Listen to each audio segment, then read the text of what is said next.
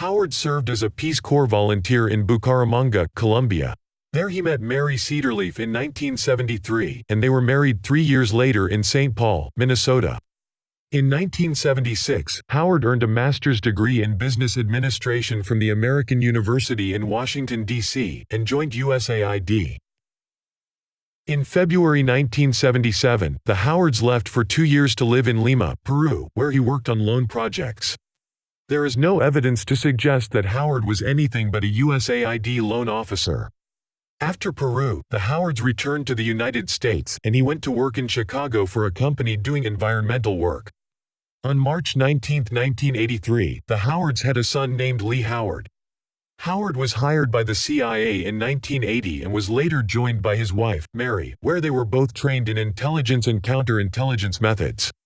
Shortly after the end of their training and before going on their first assignment, a routine polygraph test indicated that he had lied about past drug use, and he was fired by the CIA in 1983 shortly before he was to report to the CIA's station at the American Embassy in Moscow. Disgruntled over the perceived unfairness of having been dismissed over accusations of drug use, petty theft and deception, he began to abuse alcohol. He then began making mysterious phone calls to some former colleagues, both in Washington and in Moscow. In February 1984, after a drunken brawl, he was arrested and charged with assault with a deadly weapon. The charges were later reduced to aggravated assault.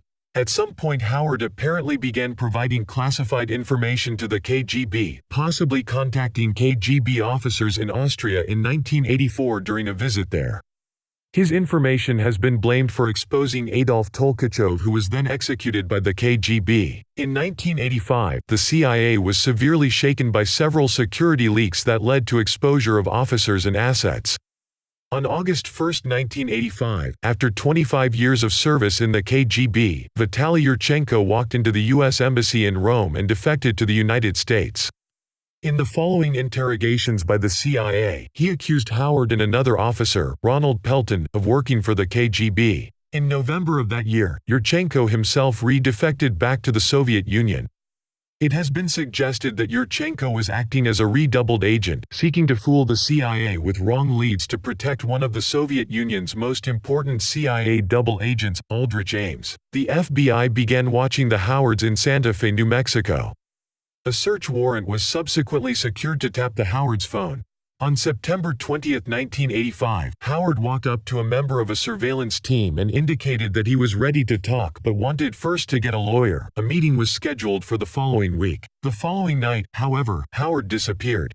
As he and his wife Mary drove back from a dinner away from their home, Howard leapt from the car as Mary slowed to round a corner.